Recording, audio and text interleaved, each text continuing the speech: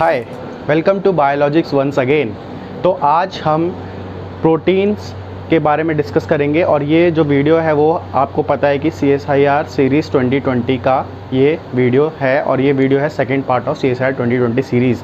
तो पार्ट 1 में हम लोग ऑलरेडी डिस्कस कर चुके हैं किस किस के बारे में, प्राइमरी स्ट्रक्चर, ठीक है, और उसके सिग्निफिकेंस के बारे में। तो प्राइमरी स्ट्रक्चर के बारे में मैंने आपको बताया था कि अगर आपको प्राइमरी स्ट्रक्चर पता है, मतलब प्राइमरी स्ट्रक्चर क्या होता है, सीक्वेंस ऑफ अमीनो एसिड। तो अगर आपको सीक्वेंस ऑफ प्रोटीन मतलब अमीनो एसिड का सीक्वेंस पता है किसी भी प्रोटीन का, तो आप क्या कर सकते हैं, उससे प्रिडिक्ट कर सकते हैं उसका 3D स्ट्रक्चर और आप उसकी इवोल्यूशनरी स्टडी कर सकते हैं कि वो प्रोटीन जो है, वो जो नया प्रोटीन आपको मिला है उसको अगर आप सीक्वेंस अलाइनमेंट करके देखेंगे with the help of bioinformatics और ब्लास्ट, ठीक है, तो आपको पता चल जाएगा कि ये प्रोटीन किससे सिमिलरिटी शो कर रहा है, ठीक है। तो आपको कुछ आइडिया मिल जाएगा कि किस स्पीसीज से, किस फैमिली से बिलोंग करता है, ठीक है। उसके बाद हमने डिस्कस किया था कि सेकेंडरी स्ट्रक्चर के बारे में, कैसे सेकेंडरी स्ट्रक्चर फॉर्म होता है, ठीक है, कैसे हाइड्रोजन बॉन्डिंग उसमें होती है और कितने टाइप्स का होता है। तो सेकेंडरी स्ट्रक्चर क्या होता है, 2 टाइप्स का होता है, एक होता है अल्फा, एक होता है हेलिक्स और एक होता है बीटा शीट। उसके बाद मैंने आपको बताया था कि हेलिक्स जो होता है वो भी 3 टाइप का होता है। कौन कौन सा, अल्फ़ा हेलिक्स, पाई हेलिक्स और 3/10 हेलिक्स। उसके बाद जो लास्ट वीडियो में एक चीज़ रह गई थी बताने के लिए, वो ये थी कि मैंने एक चीज़ आपको तो ये बता दी थी कि जब हेलिक्स बनता है तो हाइड्रोजन बॉन्डिंग किसके बीच में होती है। आपको पता है कि amino group carboxyl group carbonyl group of I residue और amino group of I+4 residue, ठीक है। तो वो जो बताया था मैंने आपको वो था अल्फ़ा हेलिक्स का। लेकिन एग्ज़ाम में कभी कभी डायरेक्टली क्वेश्चन ये पूछ लिया जाता है कि पाई हेलिक्स में हाइड्रोजन बॉन्डिंग कैसे होती है और कहाँ और किसके बीच में होती है, और 3/10 हेलिक्स में हाइड्रोजन बॉन्डिंग किसके बीच में होती है। तो पाई हेलिक्स में I और I+5 रेसिड्यूज़ के बीच में होती है और 3/10 हेलिक्स में I और I+3 के रेसिड्यूज़ के बीच में होती है, ठीक है। पाई हेलिक्स में I और I+5 के बीच में और 3/10 हेलिक्स में I और I+3 के बीच में हाइड्रोजन बॉन्डिंग होती है। उसके बाद डिस्कस किया था कि बीटा शीट 2 टाइप का होता है, पैरेलल बीटा शीट और एंटी पैरेलल बीटा शीट।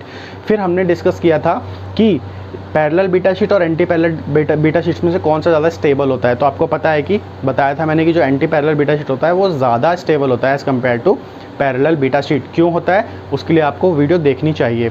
उसके बाद हमने अल्फ़ा हेलिक्स के साथ भी कंपेयर किया था पैरेलल और एंटी पैरेलल बीटा शीट को, क्योंकि इन तीनों में से सबसे ज़्यादा स्टेबल कौन सा स्ट्रक्चर होता है। और ये क्वेश्चन बहुत बार एग्जाम में पूछा गया है। तो सबसे ज़्यादा स्टेबल होता है आपका एंटी पैरेलल बीटा शीट, उससे कम स्टेबल होता है आपका पैरेलल बीटा शीट और सबसे कम स्टेबल होता है आपका अल्फ़ा हेलिक्स, ठीक है। तो इस चीज़ को आप याद रखेंगे। उसके बाद हमने क्या डिस्कस किया था कि अगर आपको अल्फ़ा हेलिक्स में बता रखा है कि भाई आपका जो अल्फ़ा हेलिक्स है उसमें आपके मान लो 20 अमीनो एसिड्स है, तो आपके उसमें हाइड्रोजन बॉन्ड्स कितने होंगे। तो मैंने आपको फार्मूला बताया था कि अगर अल्फ़ा हेलिक्स में आपको नंबर ऑफ़ हाइड्रोजन बॉन्ड्स निकालने हो तो आप N-1 फार्मूला यूज़ करेंगे, और अगर आपको बीटा शीट में नंबर ऑफ़ हाइड्रोजन बॉन्ड्स निकालने हो तो आप कौन सा फार्मूला यूज़ करेंगे, I-1 इंटू N-1। तो ये तो था कि नंबर ऑफ़ हाइड्रोजन बॉन्ड कैसे निकालते हैं। उसके बाद हमने डिस्कस किया था मोटिव्स और डोमेन्स के बारे में। तो मोटिव जो होते हैं वो होते हैं इंडिपेंडेंटली नॉट फंक्शनल। अगर आप उनको प्रोटीन से अलग कर देंगे तो वो फंक्शनल नहीं रह जाते, ठीक है। और उसी दूसरी तरफ जो डोमेन्स होते हैं, अगर आप उनको प्रोटीन से प्रोटीलाइटिक क्लीवेज करके अलग कर देंगे तो वो फंक्शनल होते हैं, मतलब इंडिपेंडेंटली भी फंक्शनल अपना काम कर सकते हैं, ठीक है। तो आप अलग अलग डोमेन को इंडिपेंडेंटली स्टडी कर सकते हैं, वो बिल्कुल फंक्शनल होते हैं, चिंता की कोई बात नहीं है, ठीक है। उसके बाद हम आज की वीडियो में डिस्कस करने वाले हैं क्या, एक तो प्रोटीन फोल्डिंग और अनफोल्डिंग के बारे में, और उसी में एक साइंटिस्ट थे एनफिन्सन्स, ठीक है। तो उन्होंने एक एक्सपेरिमेंट किया था, तो उसका नाम है एनफिन्सन्स एक्सपेरिमेंट, वो हम डिस्कस करेंगे। फिर हम डिस्कस करेंगे कौन कौन से डीनेचरिंग एजेंट हैं जो कि प्रोटीन को डीनेचर कर देते हैं, और कौन कौन से एजेंट्स हैं जो कि डाइसल्फाइड बॉन्ड को ब्रेक कर देते हैं। उसके बाद हम डिस्कस करेंगे टेक्निक्स कौन कौन सी हैं जिनको यूज़ करते हैं प्रोटीन की फोल्डिंग और अनफोल्डिंग को स्टडी करने के लिए, और वो टेक्निक्स कौन कौन सी हैं। एक तो आपका CD सर्कुलर डाइक्रोइज्म, इसमें भी 2 टाइप के हैं, मैं भी वीडियो में बताऊंगा। फिर दूसरा है फ्लोरोसेंस स्पेक्ट्रोस्कोपी, ठीक है। उसी में हम पढ़ेंगे ब्लू शिफ्ट क्या होता है, रेड शिफ्ट क्या होता है। बहुत बार ये क्वेश्चन डायरेक्टली एग्जाम में ऐसे उठा के डाल दिया जाता है, तो ये चीज़ आपके लिए काफ़ी इंपॉर्टेंट है। और ये यहाँ से क्वेश्चन जो बनते हैं ना, वो 4-4 नंबर के क्वेश्चन बनते हैं। तो आज की वीडियो आपके लिए काफ़ी इंपॉर्टेंट होने वाली है। उसके बाद हम बात करेंगे प्रोटीन फोल्डिंग फ़नल की। और ये फ़नल जो होता है ना, इसका ऐसा करके कुछ ऐसा स्ट्रक्चर होता है, वो डायरेक्टली कई बार एग्जाम में ऐसा कैसा स्ट्रक्चर उठा के डाला गया है, ठीक है। तो वहाँ से कई बार क्वेश्चन पूछा गया और इनडायरेक्टली क्वेश्चन भी पूछे जाते हैं। तो अगर आप फ़नल समझ लेंगे तो आप बहुत सारे क्वेश्चन ऐसे ही सॉल्व कर लेंगे। फिर आज का जो लास्ट पार्ट होगा वो होगा प्रोटीन एस्टिमेशन टेक्निक। कौन कौन सी ऐसी टेक्निक्स हैं जिनको यूज़ करते हैं हम प्रोटीन्स को क्वांटिफाई करने के लिए, ठीक है, प्रोटीन्स का कॉन्सेंट्रेशन चेक करने के लिए। तो ध्यान से देखना आज की वीडियो को। अगर आपकी आज की वीडियो को अच्छे से समझते हैं तो आपके बहुत सारे क्वेश्चंस चुटकी में सॉल्व हो जाएंगे, ठीक है ना। तो आपको पता है कि हम लोग किसकी तैयारी कर रहे हैं, नवंबर CSIR 2020 की, ठीक है। तो बहुत सारी वीडियोज़ आने वाली है, बैक टू बैक, बने रहिए। चलिए आज का वीडियो स्टार्ट करते हैं। कहाँ से? प्रोटीन फोल्डिंग और अनफोल्डिंग से। ओके, तो प्रोटीन फोल्डिंग पढ़ने जा रहे हैं हम लोग अब। तो प्रोटीन फोल्डिंग में जैसे मैंने आपको बताया था कि जो अमीनो एसिड का जो चेन होता है ना, मतलब प्राइमरी स्ट्रक्चर ऑफ प्रोटीन में जो अमीनो एसिड की जो चेन होती है, उसी में इंफॉर्मेशन होता है उसके 3D स्ट्रक्चर का। मतलब अगर आपके पास अमीनो एसिड का सीक्वेंस है पूरा किसी भी प्रोटीन का, तो आप उसका 3D स्ट्रक्चर प्रिडिक्ट कर सकते हो, है ना। क्योंकि जो अमीनो एसिड का सीक्वेंस होता है उसके पास खुद में इंफॉर्मेशन होता है कि कैसे उसको फोल्ड होना है ना। तो सबसे पहले जो एक साइंटिस्ट ने बताया था कि अगर अमीनो एसिड का स्ट्रक्चर आपको सीक्वेंस आपको पता है तो आप उसके प्रेडिक्ट कर सकते हैं। और उन्होंने अपने एक्सपेरिमेंट से प्रूव करके दिखाया था कि 3D स्ट्रक्चर का इन्फॉर्मेशन छुपा हुआ होता है अमीनो एसिड के सीक्वेंस में ही। तो उन्होंने ही एक एक्सपेरिमेंट किया था प्रोटीन फोल्डिंग और अनफोल्डिंग के ऊपर, उनका नाम था अफिन्सन, ठीक है। तो हम अफिन्सन एक्सपेरिमेंट पढ़ने जा रहे हैं। इन अफिन्सन एक्सपेरिमेंट का जो कंक्लूजन था वो ये था कि linear chain of amino acid dictates the 3D structure of DNA, है ना। मतलब जो लीनियर स्ट्रक्चर ऑफ प्रोटीन है, linear chain of amino acid है, उसमें ही इन्फॉर्मेशन होती है उसके 3D स्ट्रक्चर की, ठीक है। तो इस एक्सपेरिमेंट को डिस्कस करने से पहले दो चीज़ें आप ध्यान में रखेंगे, याद कर लीजिए। एक तो डीनेचरिंग एजेंट क्या होता है और डाइसल्फाइड बॉन्ड डिस्टर्बिंग एजेंट्स क्या होते हैं, ठीक है। तो डीनेचरिंग एजेंट्स आप याद रखेंगे, एक तो यूरिया होता है और दूसरा होता है गुआनिडियम हाइड्रोक्लोराइड, गुआनिडियम HCl, ठीक है। और दूसरा डाइसल्फाइड बॉन्ड डिस्टर्बिंग एजेंट, मतलब वो एजेंट्स जो डाइसल्फाइड बॉन्ड्स को, ये डाइसल्फाइड बॉन्ड्स है, इन डाइसल्फाइड बॉन्ड्स को ब्रेक करते हैं। तो वो कौन कौन से होते हैं? एक तो बीटा मरकैप्टोइथेनॉल और एक होता है डाइथायोथ्रिटॉल, DTT। ये डायरेक्ट क्वेश्चंस भी एग्जाम में पूछे जा सकते हैं कि which one of the following are denaturing agents and which one of the following are disulphide bond disturbing agents, ठीक है। And you need to select the correct option, ठीक है। और चलिए अब स्टार्ट करते हैं अफिन्सन एक्सपेरिमेंट के बारे में। तो he did 2 experiments simultaneously, okay. तो पहला एक्सपेरिमेंट में उन्होंने क्या किया, चलिए एक्सपेरिमेंट डिस्कस करने से पहले मैं आपको बता देता हूँ कि डीनेचुरेशन और डाइसल्फाइड बॉन्ड ब्रेकेज में डिफरेंस होता है, ठीक है। डीनेचुरेशन का मतलब होता है कि जो आपका 3D स्ट्रक्चर है प्रोटीन का, क्योंकि हर एक प्रोटीन का अपना खुद का 3D स्ट्रक्चर होता है। All proteins have their own 3 dimensional structure, ठीक है। अगर आप उसमें डीनेचरिंग एजेंट डालेंगे, if you will add denaturing agent to the protein, that the protein will start disturbing the 3 dimensional conformation, ठीक है। तो उसका 3 डायमेंशनल कॉन्फॉर्मेशन बिगड़ जाएगा, खुल जाएगा वो। जैसे कि RNase 1 है ये, ठीक है, ये एक एंजाइम है और इस एंजाइम के ऊपर ही, इस प्रोटीन के ऊपर ही अफिन्सन ने अपना एक्सपेरिमेंट किया था। क्यों? क्योंकि उसमें 8 सिस्टीन्स होते हैं, ठीक है। इस प्रोटीन में 8 सिस्टीन्स होते हैं, 1 2 3 4 5 6 7 8, ठीक है। तो उनको दोनों चीज़ें स्टडी करनी थी, है ना, कि डीनेचर भी हो रहा है और डाइसल्फाइड बॉन्ड भी ब्रेक हो रहा है कि नहीं, ठीक है। तो क्या हुआ कि सबसे पहले उन्होंने क्या किया, RNase 1 लिया, ही टुक द RNase 1 एंजाइम और प्रोटीन यू कैन से, है ना। उसका नेटिव स्ट्रक्चर ऐसा होता है, आप ये ध्यान से देख लीजिए, ठीक। तो उन्होंने क्या किया, फर्स्ट ही added urea and beta mercaptoethanol, ठीक है, urea and beta M E, okay, beta M E, ठीक है। 2 चीज़ें ऐड की, यूरिया और बीटा एमी। तो यूरिया और बीटा एमी क्या होता है? डीनेचरिंग एजेंट्स होते हैं, मतलब वो प्रोटीन को डीनेचर कर देते हैं, लेकिन वो डाइसल्फाइड बॉन्ड को ब्रेक नहीं करते, ठीक है। सॉरी, यूरिया जो होता है वो डीनेचरिंग एजेंट होता है और बीटा मरकैप्टोइथेनॉल जो होता है ये होता है डाइसल्फाइड डिस्टर्बिंग एजेंट। तो जब इन्होंने यूरिया और बीटा एमी दोनों एक साथ ऐड किए तो क्या हुआ, प्रोटीन डीनेचर भी हो गया और सारे के सारे डाइसल्फाइड बॉन्ड भी ब्रेक हो गए, ठीक है। तो ये हो गया आपका डीनेचर्ड RNase 1, ठीक। उसके बाद उन्होंने क्या किया, उन्होंने सोचा कि अगर मैं एक एक करके दोनों को निकालूं, मतलब पहले मैं बीटा एमी को निकाल लूं वहाँ से, ठीक है, वहाँ से पहले मैं बीटा एमी को निकाल लूं रिमूव कर दूं थ्रू डायलिसिस तो क्या होगा। और तो उन्होंने क्या किया, सबसे पहले बीटा एमी को वहाँ से निकाला, है ना। तो ध्यान से समझिए सीक्वेंस में आरएनएज 1 प्रोटीन लिया, एंजाइम लिया और उसमें ऐड किया यूरिया मतलब डीनेचरिंग एजेंट और बीटा एमी जो कि डाइसल्फाइड डिस्टरप्टिंग एजेंट होता है। तो प्रोटीन वो डीनेचर हो गया और सारे डाइसल्फाइड बॉन्ड भी ब्रेक हो गए, ठीक है। मतलब अब एक सॉल्यूशन है, उसमें उन्होंने आरएनएज 1 डाला हुआ है, उसमें उन्होंने ये दोनों चीज़ें भी ऐड कर दी। तो जब तक ये दोनों चीज़ें उस सॉल्यूशन में रहेंगी, है ना, आरएनएज 1 के साथ, तो वो आरएनएज 1 जो रहेगा वो डीनेचर्ड स्टेट में ही रहेगा, मतलब उसके डाइसल्फाइड बॉन्ड भी बन नहीं पाएंगे और उसका 3D स्ट्रक्चर भी डिस्टर्बेड रहेगा जब तक ये दोनों सॉल्यूशन में रहेंगे, ठीक है। तो उन्होंने सोचा कि जब मैं सॉल्यूशन से इनको निकाल दूं तो क्या वो प्रोटीन फिर से अपने नेटिव फॉर्म में आ जाएगा। तो उन्होंने क्या करा, सबसे पहले उन्होंने निकाला beta ME with the help of dialysis, है ना। डायलिसिस का प्रोसेस आप जाके पढ़ लेना कि कैसे करते हैं तो आपको समझ में आ जाएगा। तो उन्होंने सबसे पहले क्या किया, सॉल्यूशन से बीटा एमी को बाहर निकाला थ्रू डायलिसिस। तो देखा कि जैसे ही बीटा एमी निकाला, है ना, तो बीटा एमी क्या करता है, डाइसल्फाइड बॉन्ड को ब्रेक करता है ना। तो जब बीटा एमी को बाहर निकाल देंगे तो क्या होगा, डाइसल्फाइड बॉन्ड वापस बन जाएंगे, है ना। तो क्या हुआ, उन्होंने जब बीटा एमी को निकाला तो क्या हुआ, डाइसल्फाइड बॉन्ड वापस बन गए। लेकिन यहाँ पे एक प्रॉब्लम ये थी कि उन्होंने बीटा एमी तो निकाल दिया था, he remove the beta M E from the solution but urea was there, urea अभी भी वहाँ पे था जो क्या करता है, प्रोटीन को डीनेचर करता है ना।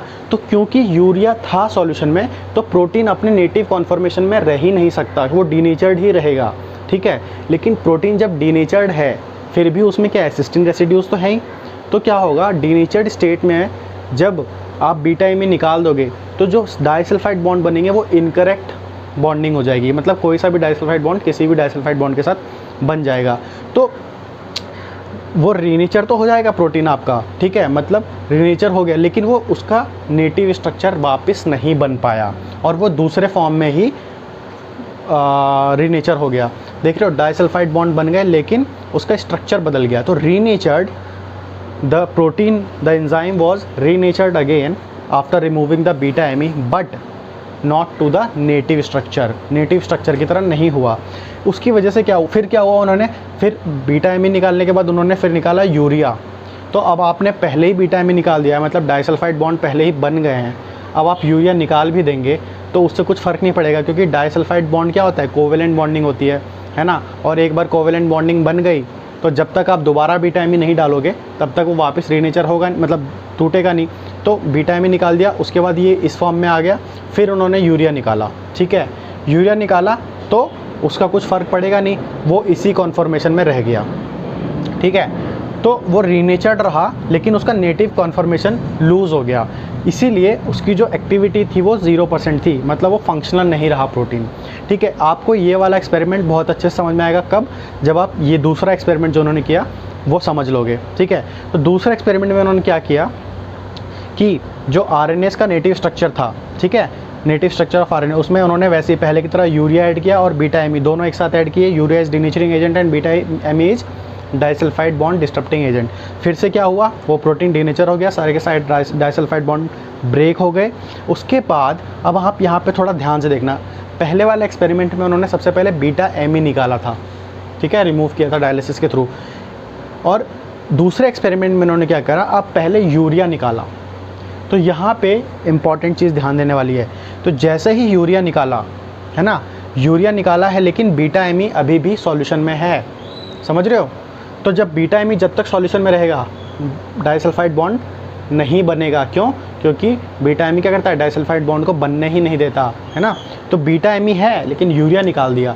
तो जैसे ही यूरिया निकाला वो क्या हुआ, ये क्या है, डीनेचरिंग एजेंट है। तो प्रोटीन जैसे ही यूरिया निकाला प्रोटीन अपने नेटिव कॉन्फॉर्मेशन में आ गया।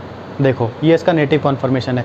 तो जैसे ही यूरिया निकाला प्रोटीन अपना नेटिव कॉन्फॉर्मेशन में आ गया, लेकिन अभी भी इसके बीच में डाइसल्फाइड बॉन्ड नहीं बने हैं। क्यों, क्योंकि यहाँ पे बीटा एमी है, ठीक है, सॉरी यहाँ पे बीटा एमी, हाँ बीटा एमी। तो डाइसल्फाइड बॉन्ड अभी भी यहाँ पे नहीं फॉर्म हो रहे हैं, क्यों, क्योंकि सॉल्यूशन में अभी भी बीटा एमी है, ठीक है। तो जैसे यूरिया निकाला वो अपने नेटिव स्ट्रक्चर में वापस आ गया। तो यहाँ से ये पता चलता है कि जो प्राइमरी स्ट्रक्चर ऑफ प्रोटीन होता है, मतलब जो अमीनो एसिड का सीक्वेंस होता है, उसके पास इंफॉर्मेशन होती है उसको फोल्ड कैसे होना है, ठीक है। जब तक आपने डीनेचरिंग एजेंट डाल रखा है तब तक तो वो कंफ्यूज रहेगा कि उसको पता नहीं रहेगा कि मेरे को फोल्ड कैसे होना है। लेकिन जैसे ही आप डीनेचरिंग एजेंट निकाल लेंगे, है ना, अब वहाँ पे डीनेचर उसको कुछ कर नहीं रहा, तो वापस अपने नेटिव कॉन्फर्मेशन वो आ जाएगा। अब वो अपने नेटिव कॉन्फर्मेशन में आ गया, ठीक है। अब जैसे ही आपने बीटा एमी निकाला, उन्होंने जैसे ही बीटा एमी निकाला, सारे के सारे डाइसल्फाइड बॉन्ड बन गए। तो आप यहाँ पे देख रहे हैं ये वापस रीनेचर हो गया अपने नेटिव कॉन्फर्मेशन में यहाँ पे इस जगह पे। लेकिन उस टाइम पे डाइसल्फाइड बॉन्ड फॉर्म नहीं हुए थे।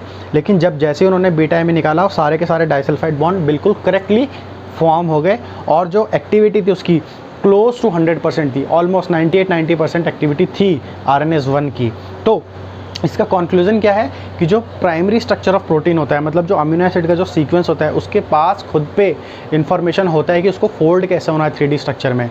तो ये था फोल्डिंग और अनफोल्डिंग के बारे में, ठीक है। तो हम लोग क्या डिस्कस कर लिया अभी हमने, एक तो प्रोटीन फोल्डिंग अनफोल्डिंग, एनफिंसन्स एक्सपेरिमेंट और डीनेचरिंग एजेंट। अब हम जो नेक्स्ट टॉपिक डिस्कस करने जा रहे हैं कि कौन कौन से ऐसे टेक्निक्स हैं जिसकी हेल्प से हम प्रोटीन फोल्डिंग और अनफोल्डिंग को स्टडी कर सकते हैं। तो आइए वो सबसे पहले पढ़ लेते हैं। दो टेक्निक्स हैं जिसके थ्रू हम प्रोटीन अनफोल्डिंग और फोल्डिंग और अनफोल्डिंग को स्टडी कर सकते हैं। इसमें से पहला जो है वो है सर्कुलर डाइक्रोइज्म।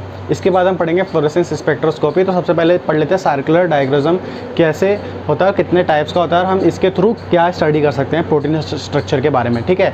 तो सबसे पहले स्टार्ट करने से पहले आपको बता दूँ कि इसमें आपको पता होना चाहिए कि यूवी में नियर रीजन क्या होता है और फार रीजन क्या होता है। तो यूवी का जो रेंज होता है नियर रीजन में वो होता है 190 टू 250 नैनोमीटर, ये आपको याद रखना है। और फार यूवी रीजन जो होता है वो होता है 250 टू 300 नैनोमीटर। तो इसमें मैंने जैसे कि बताया कि इस सीरीज़ में हम लोग सिर्फ वही चीज़ें डिस्कस करेंगे, वही चीज़ें पढ़ेंगे जो कि एग्जाम्स में डायरेक्टली पूछी जाती है और काफ़ी इंपॉर्टेंट है। तो सबसे पहले आपको बता दूं कि नियर UVCD ये जो टेक्निक है नियर UVCD, इसके थ्रू हम क्या क्या स्टडी कर सकते हैं। तो ये जो होता है वो नियर UVCD वो प्रोटीन के 3 डायमेंशनल स्ट्रक्चर के बारे में इंफॉर्मेशन देता है। इंफॉर्मेशन, इस वर्ड को याद रखना, ठीक है। इंफॉर्मेशन देता है, एक्चुअल 3D स्ट्रक्चर नहीं बता देता, ठीक है, उसके बारे में इंफॉर्मेशन देता है, ठीक है। बताऊँगा कि कैसा इंफॉर्मेशन।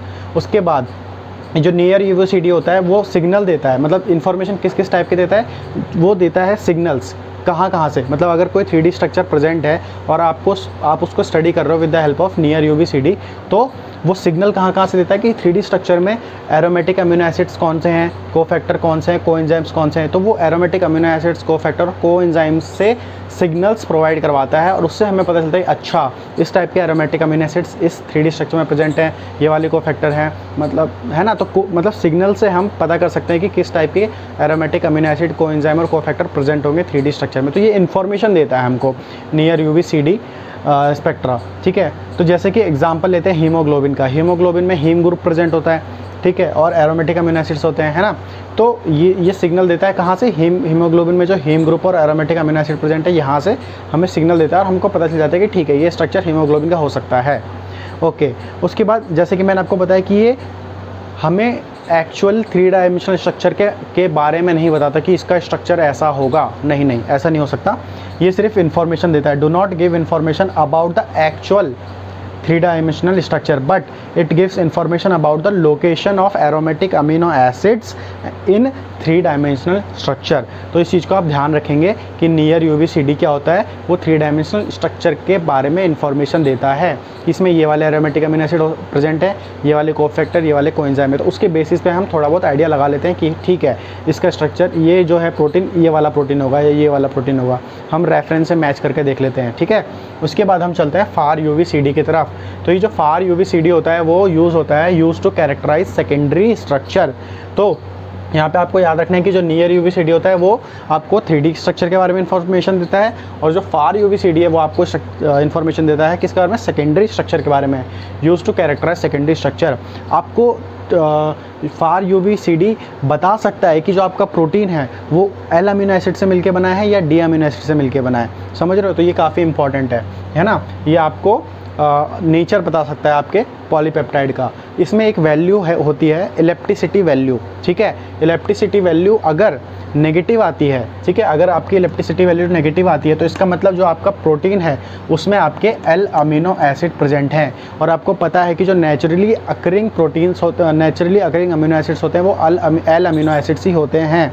मतलब ज़्यादातर मोस्टली है ना, और नेचुरली यूनिवर्सली जो पाए जाते हैं वो एल अमीनो एसिड्स पाए जाते हैं। जो डी अमीनो एसिड होते हैं वो रेयरली प्रेजेंट होते हैं, जैसे कि कहीं कहीं एंटीबायोटिक में या बैक्टीरियल सेल वॉल में मिलते हैं, बहुत रेयरली होते हैं।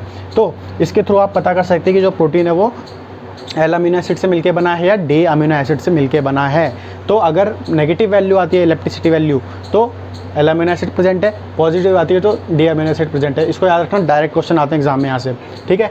उसके बाद हम यहाँ से जैसे कि मैंने बताया, हाँ बता दिया आपको कि use to identify if the peptide और protein is made up of L amino acid और डी अमीनो एसिड। अब ये वाला ग्राफ कई बार एग्जाम में एज इट इज़ ऐसे ही पूछ लिया जाता है, आपको पता होना चाहिए। सिंपल ग्राफ है, कुछ नहीं, जो हमने यहाँ पे पढ़ा उसी को यहाँ पे ग्राफ में प्लॉट कर दिया है। तो देखिए ये है आपकी इलेक्ट्रिसिटी वैल्यू और यहाँ पे आपका वेवलेंथ है, ठीक है ना।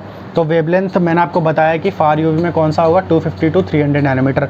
मतलब इस रेंज में 250 to 300 नैनोमीटर की रेंज में, इस वाले रेंज में क्या होगा कि जिस टाइप का अमीनो एसिड प्रेजेंट होगा आपके प्रोटीन में उस टाइप की वैल्यू आएगी। जैसे आप यहाँ पे देखिए कि अगर इस रेंज में अगर ये वैल्यू पॉजिटिव में जा रही है, देख रहे हो रेड वाला पॉजिटिव को इंडिकेट कर रहा है, मतलब जैसे ही इस रेंज में आ रहा है ये पॉजिटिव में चला जा रहा है वैल्यू। तो अगर इलेक्ट्रिसिटी वैल्यू पॉजिटिव में है तो peptide consist of D amino acid, है ना, 0 से ऊपर पॉजिटिव आ रहा है।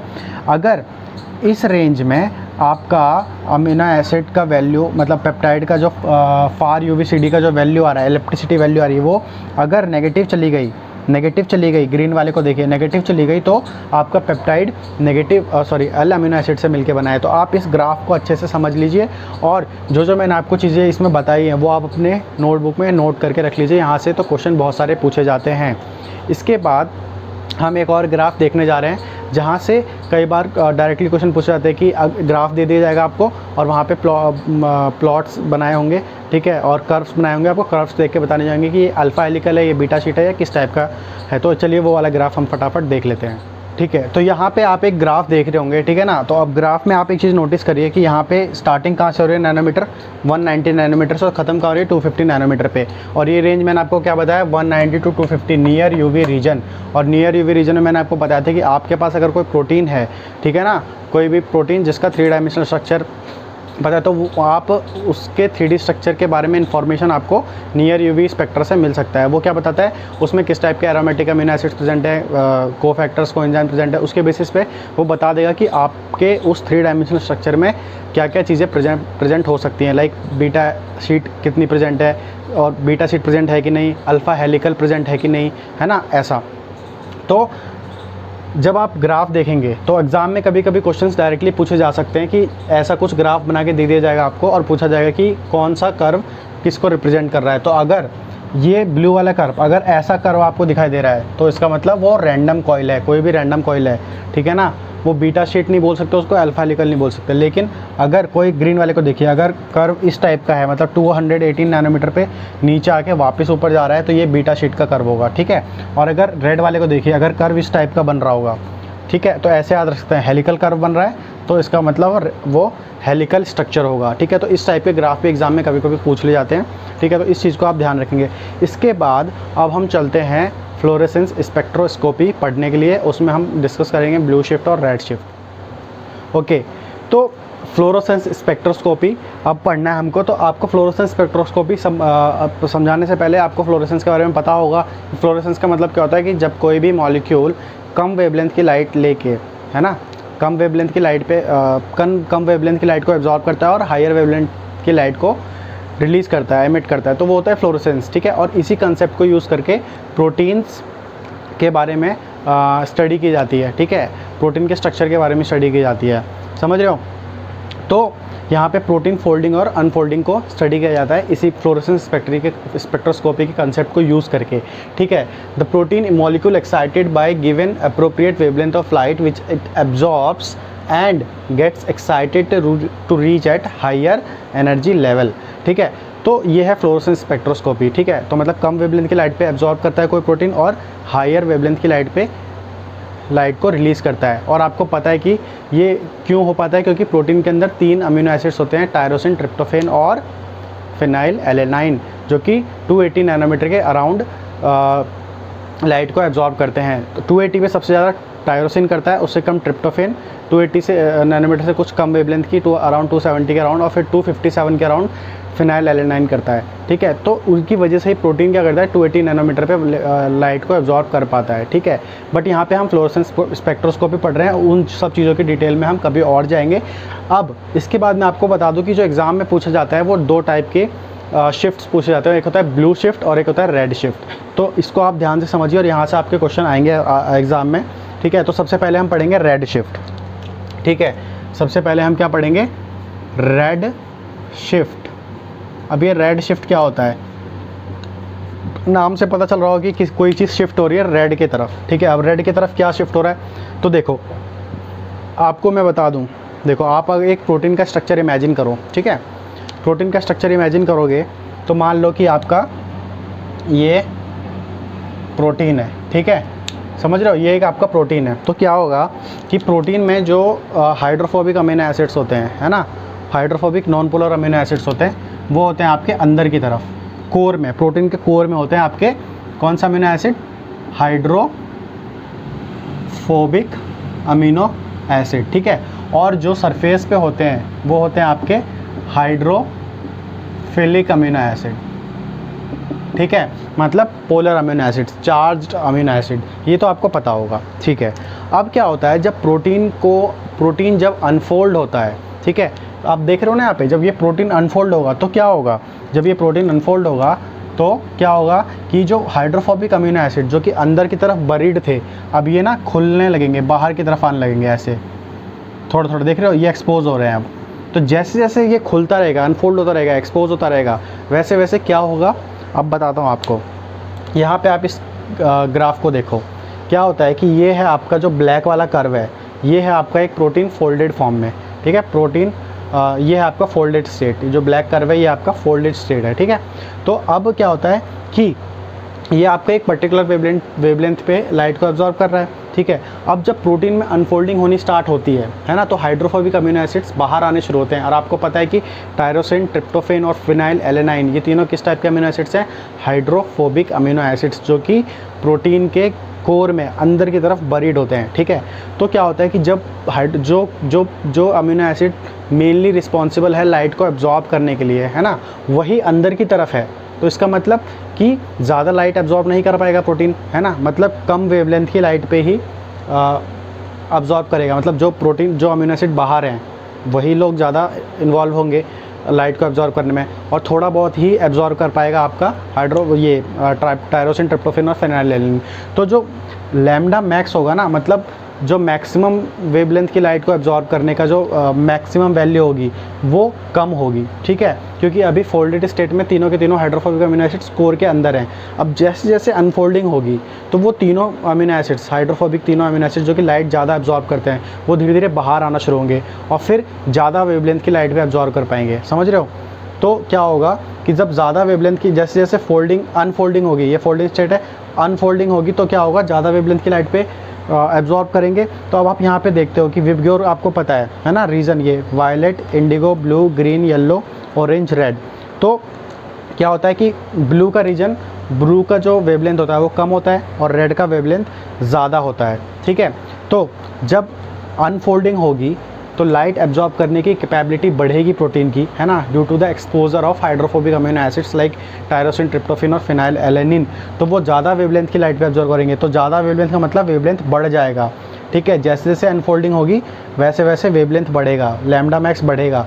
यहाँ पे देख रहे हो, थोड़ी सी अनफोल्डिंग हुई तो इसका लैम्डा मैक्स यहाँ से यहाँ शिफ्ट हो गया, है ना, क्योंकि ज़्यादा वेवलेंथ पे लाइट एब्जॉर्ब कर रहा है, तो ये वेवलेंथ हो गया। और अनफोल्डिंग हुई तो क्या हुआ कि और पूरे बाहर आ गए हाइड्रोफोबिक अमीनो एसिड्स। अब वो ज़्यादा लाइट को एब्जॉर्ब कर सकते हैं, ज़्यादा वेवलेंथ की लाइट को एब्जॉर्ब कर सकते हैं। तो शिफ्ट हो रहा है किस तरफ, रेड की तरफ शिफ्ट हो रहा है आपका लैम्डा मैक्स, है ना, रेड की तरफ शिफ्ट हो रहा है आपका लैम्डा मैक्स, इसलिए इसको बोलते हैं रेड शिफ्ट। ठीक है, तो इसमें क्या होता है कि जो लैम्डा मैक्स है वो आपका इंक्रीज़ हो जाता है, किसमें, रेड शिफ्ट में। और इसमें अब देखो यहाँ पे लाइट इंटेंसिटी ज़्यादा थी फोल्डेड स्टेट में, मतलब ज़्यादा लाइट इंटेंसिटी चाहिए थी, उसको लाइट ज़्यादा चाहिए थी। लेकिन अब जब हाइड्रोफोबिक अमीनो एसिड्स बाहर आ गए हैं, है ना, तो अब आपको पता है कि जैसे जैसे वेवलेंथ इंक्रीज़ होती है फ्रीक्वेंसी कम होती है ना, इंटेंसिटी कम होती चली जाती है लाइट की।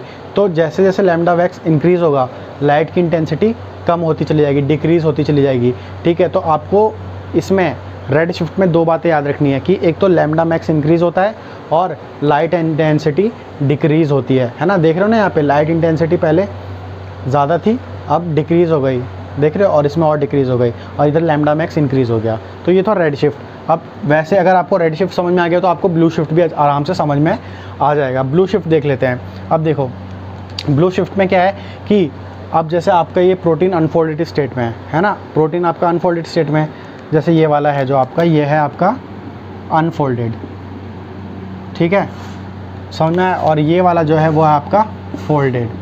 तो प्रोटीन आपका अनफोल्डेड स्टेट में है, मतलब ज़्यादा वेवलेंथ की, ज़्यादा मैक्सिमम वेवलेंथ पे लाइट को ऑब्जर्व कर रहा है। अब अनफोल्डेड स्टेट में इसका मतलब हाइड्रोफोबिक अमीनो एसिड्स कोर में नहीं है, बाहर की तरफ है। अब जैसे जैसे प्रोटीन फोल्डिंग होगी, वो जो अमीनो एसिड्स बाहर की तरफ आए थे, टायरोसिन, ट्रिप्टोफैन और फिनाइलैलानाइन, वो सब वापस कोर में जाएंगे। जब वापस कोर में जाएंगे तो क्या होगा, वापस लैम्डा मैक्स आपका डिक्रीज़ हो जाएगा, है ना। तो इसमें क्या होता है, लैम्डा मैक्स डिक्रीज़ हो जाता है, और जब लैम्डा मैक्स डिक्रीज़ होगा तो आपकी लाइट इंटेंसिटी बढ़ जाएगी। तो ब्लू शिफ्ट में आपको याद रखना है कि लैम्डा मैक्स डिक्रीज़ होता है और लाइट इंटेंसिटी इंक्रीज़ होती है। तो ये डायरेक्ट कभी कभी पूछ ले जाते हैं कि रेड शिफ्ट में क्या होता है, ब्लू शिफ्ट में क्या होता है। तो इतना ही समझना है हमको रेड शिफ्ट ब्लू शिफ्ट में। इसके बाद अब हम क्या क्या डिस्कस कर चुके हैं टेक्निक्स में, सर्कुलर डाइक्रोइज्म हो गया, फ्लोरोसेंस स्पेक्ट्रोस्कोपी हो गया, ब्लू शिफ्ट रेड शिफ्ट हो गया। अब इसके बाद हम 2 चीज़ और डिस्कस करेंगे, प्रोटीन फोल्डिंग फनल और प्रोटीन एस्टिमेशन टेक्निक्स। ओके, तो अब हम पढ़ेंगे प्रोटीन फोल्डिंग फनल क्या होता है, ठीक है। उस प्रोटीन फोल्डिंग फनल पे जाने से पहले मैं आपको एक चीज़ बता दूं कि जब कोई भी प्रोटीन अपने अनफोल्डेड स्टेट में होता है तो वो कुछ इस टाइप का होता है, मतलब वो स्ट्रेट चेन की फॉर्म में होता है, मतलब अनओपन होता, मतलब वो अनफोल्डेड होता है, ओपन फॉर्म में होता है। तो मतलब प्राइमरी स्ट्रक्चर ऑफ प्रोटीन बोल सकते हो कि अमीनो एसिड का सीक्वेंस, ठीक है। तो वो इस टाइप का कुछ होता है, ठीक है, चेन की फॉर्म में। तो अब आप यहाँ पे देखिए जो ग्रीन वाले दिख रहे हैं ना, वो आपकी क्या है, पोलर अमीनो एसिड का साइड चेन है, और जो रेड वाला है वो आपका नॉन पोलर अमीनो एसिड का साइड चेन है, ठीक है। ये तो हो गया आपका अनफोल्डेड स्टेट। तो अनफोल्डेड स्टेट जो होता है उसकी एनर्जी काफ़ी हाई होती है, क्यों, क्योंकि ये अनस्टेबल होता है ना। और आपको पता है कि जो भी चीज़ ज़्यादा अनस्टेबल होती है उसकी एनर्जी हाई होती है, ठीक है। उसके बाद जब ये प्रोटीन फोल्ड होता है तो कुछ इस टाइप का दिखाई देता है, क्यों, क्योंकि जो जितने भी नॉन पोलर अमीनो एसिड्स होते हैं, हाइड्रोफोबिक अमीनो एसिड्स होते हैं, वो सारे कहाँ चले जाते हैं, कोर में चले जाते हैं ना। कोर में देख रहे हो आप, ये सारे हाइड्रोफोबिक अमीनो एसिड्स कोर में आ गए, और हाइड्रोफिलिक अमीनो एसिड्स सारे आउटर सरफेस पे आ जाते हैं, वो बाहर की तरफ एक्सपोज होते हैं। क्यों, क्योंकि ये हाइड्रोफिलिक है, चार्ज अमीनो एसिड है, और एक्वस कंडीशन में आराम से घुल मिल के रह सकते हैं। लेकिन ये सब हाइड्रोफोबिक अमीनो एसिड्स अंदर की तरफ बरीड हो जाते हैं, क्यों, क्योंकि एक्वस कंडीशन में स्टेबल नहीं होते, ठीक है। उसके बाद ये जो फोल्डेड स्टेट होता है, ये होता है किसी भी प्रोटीन का नेटिव स्टेट, इसीलिए इसकी जो एनर्जी होती है काफ़ी लो होती है ना, लो एनर्जी लेवल होता है। क्यों, क्योंकि स्टेबल होता है, कोई भी नेटिव स्ट्रक्चर प्रोटीन का स्टेबल होता है, जब वो अनफोल्ड हो जाता है तो वो अनस्टेबल हो जाता है, इसलिए उसकी एनर्जी हाई हो जाती है, ठीक है। इसके बाद हम चलते हैं प्रोटीन फोल्डिंग फनल की तरफ।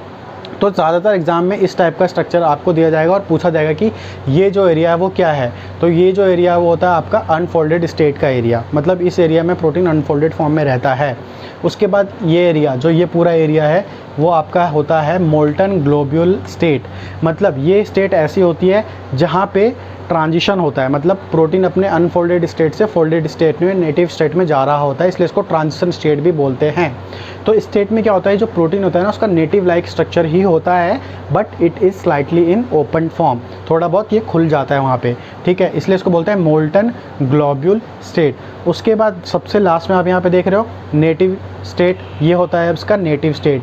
अब इसका जो देखियो जो लार्जर एरिया है, इसका मतलब ये अनस्टेबल है, हाई एनर्जी है, ठीक है।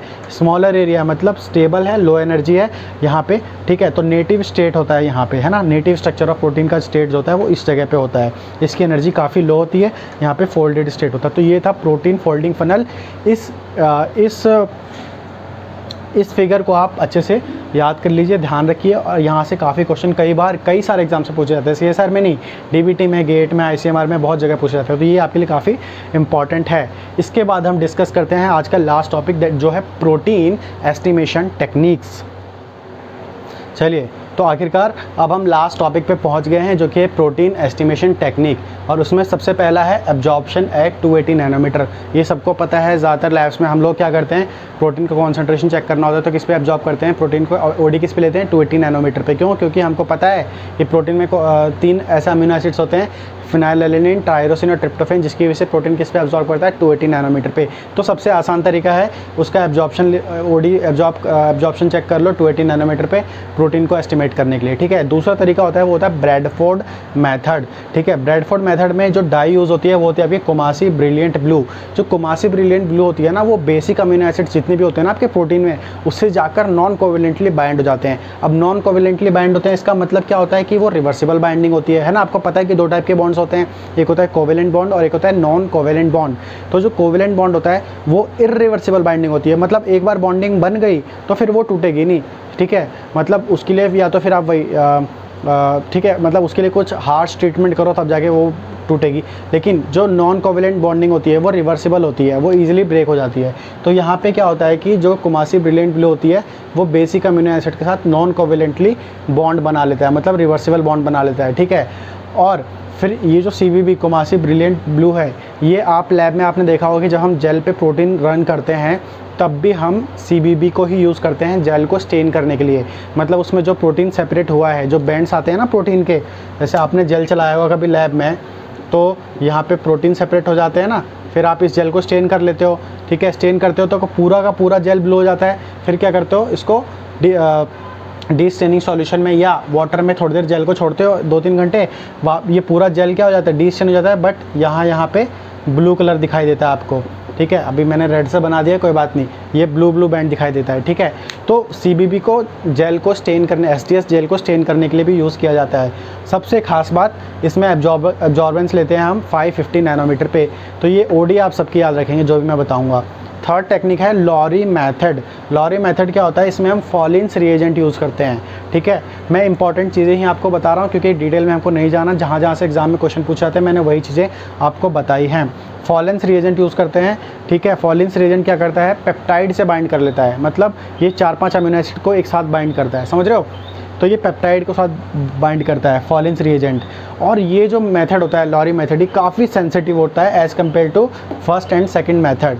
ठीक है, उसके बाद इसका जो एब्जॉर्बेंस हम लेते हैं वो लेते हैं 750 नैनोमीटर पे।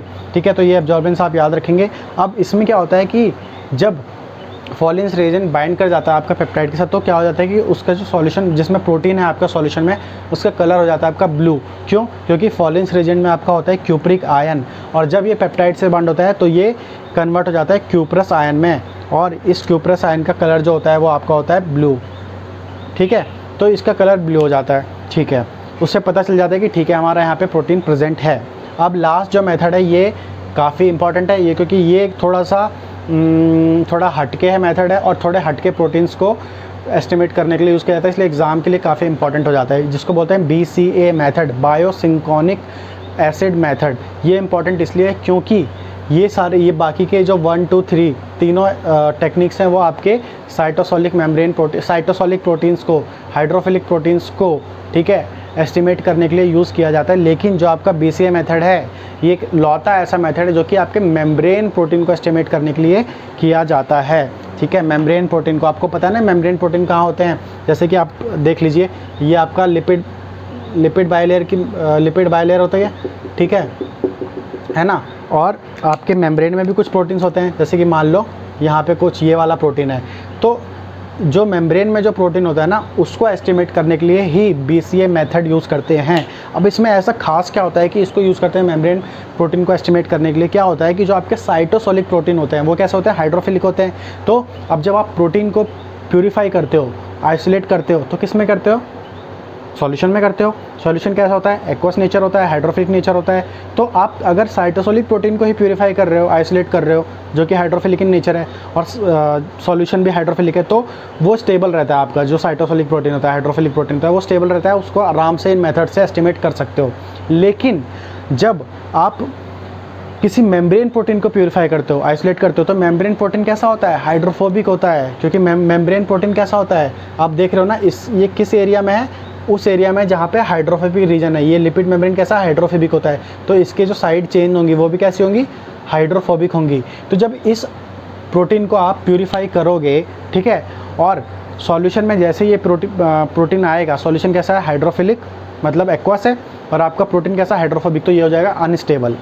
ठीक है, अनस्टेबल हो गया तो फिर आप एस्टिमेट करके करोगे क्या उसको, जब प्रोटीन ही आपका बिगड़ गया तो उसको एस्टिमेट करके क्या करोगे। इसीलिए हम यूज़ करते हैं BCA मेथड। इसमें एक एसिड होता है सिंकोनिक एसिड। सिंकोनिक एसिड क्या करता है, इसके जो R ग्रुप्स होते हैं ना, हाइड्रोफोबिक R ग्रुप्स, इनको बचा लेता है, इनको प्रोटेक्ट कर लेता है, मास्क कर लेता है कि मैं तुम्हें कुछ नहीं होने दूंगा, आराम से तुम्हारा एस्टिमेशन होगा। तो ये क्या करता है ना, जैसे मान लो ये प्रोटीन हमने प्यूरिफाई कर लिया, इसके R ग्रुप हैं, हाइड्रोफोबिक R ग्रुप, तो क्या होता है कि ये मान लो ये सिंकोनिक एसिड है चारों तरफ, ये चारों तरफ से इसको मास्क कर लेता है, ठीक है, और फिर इसका एस्टिमेट करते हैं हम BCA मेथड के थ्रू। इसीलिए इसको ही यूज़ किया जाता है मेम्ब्रेन प्रोटीन को एस्टिमेट करने के लिए। तो आज की क्लास के लिए इतना ही। आज की क्लास में हमने काफ़ी चीज़ें डिस्कस की है, और इससे पहली वाली क्लास प्रोटीन फर्स्ट और ये आज की क्लास प्रोटीन सेकंड, इन 2 पार्ट में हमने काफ़ी कुछ प्रोटीन का कवर कर लिया है, जहाँ से आपको प्रोटीन्स के बारे में, सिर्फ प्रोटीन्स के बारे में अराउंड 70-80% क्वेश्चंस आराम से मिल जाएंगे। तो अब इसको देखने के बाद आप जितने भी प्रीवियस के क्वेश्चन पेपर हैं, आप उनको सॉल्व करने की कोशिश कीजिए। ज़्यादातर क्वेश्चन आपको यहाँ से मिल जाएंगे। अब मिलते हैं नेक्स्ट वीडियो में, जहाँ पे हम एक नया टॉपिक स्टार्ट करेंगे, मोस्ट प्रोबेबली एंजाइम स्टार्ट करेंगे, ठीक है। और एक बात आपको बता दूँ कि ये जो भी मैं आपको पढ़ा रहा हूँ, रिवाइज़ करवा रहा हूँ 2 महीने के लिए CSIR के लिए, ये सारे मैं अपने खुद के नोट्स शेयर कर रहा हूँ आपके साथ एक्चुअली में, ठीक है। और इनसे पढ़ के ही, इन नोट से पढ़ के ही मेरा CSIR क्वालिफाई हुआ है। तो अगर मेरा हो सकता है तो आई एम श्योर कि अगर आप सिंसियरली रिवीजन करेंगे और पढ़ते रहेंगे तो आपका भी क्वालिफाई हो जाएगा। बट आपको सिंसियरली मेहनत करनी पड़ेगी, और इसके साथ साथ आप बिल्कुल भी सिर्फ मेरे लेक्चर पे डिपेंडेंट मत रहिए। मैं आपको बार बार कहता हूँ, आप इसके साथ साथ आपको प्रीवियस ईयर के क्वेश्चन पेपर सॉल्व करने बहुत ज़रूरी हैं, क्योंकि एग्ज़ाम्स में आपके थ्योरी तो आएगी नहीं, एग्ज़ाम्स में आपके क्या आते हैं, MCQ, मल्टीपल चॉइस क्वेश्चन। और जब तक आप उसको बैठ के आराम से तसल्ली से प्रैक्टिस नहीं करेंगे, तब तक आपको पता ही नहीं चलेगा, आपका माइंडसेट बनेगा नहीं कि किस टाइप से क्वेश्चन पूछे जाते हैं एग्ज़ाम में और कैसे हमें सॉल्व करना चाहिए, ठीक है। तो आपको प्रैक्टिस बहुत ज़रूरी है क्वेश्चन पेपर्स की, ठीक है। तो मेरे नहीं, किसी के भी सिर्फ आप थ्योरी लेक्चर्स पे डिपेंडेंट मत रहिए, क्योंकि एग्ज़ाम्स में आपको MCQ ही सॉल्व करने। तो आज से ही लग जाइए, आधा टाइम अपना MCQ में दीजिए। उससे क्या होगा, आपको एक्सपोजर मिलेगा, आपको पता चलेगा कि इस टाइप के क्वेश्चन पूछे जाते हैं, ठीक है। बाकी बातें नेक्स्ट वीडियो में। अगर अच्छी लगी हो वीडियो तो लाइक कर देना, ठीक है। लाइक करते हो तो पता चलता है कि ठीक है, मैंने सब कुछ सही से पढ़ाया है, ठीक है ना। लाइक नहीं करते तो लगता है कि यार डाउट रहता है कि कुछ गड़बड़ तो नहीं की। चलिए ठीक है, अच्छी लगी तो लाइक कर देना, और शेयर करना अपने सर्कल में फ्रेंड्स के साथ जो भी CSIR की प्रिपरेशन कर रहे हो। फर्स्ट टाइम हो चैनल पे तो सब्सक्राइब कर लो, बेल का आइकन साइड में होगा, उसको प्रेस कर लेना, ताकि बहुत सारी वीडियोज़ आने वाली है, सबकी नोटिफिकेशन आप तक सुरक्षित पहुंच जाए, इसलिए बेल आइकन प्रेस करना ज़रूरी है। चलो मिलते हैं नेक्स्ट वीडियो में, तब तक के लिए थैंक यू सो मच।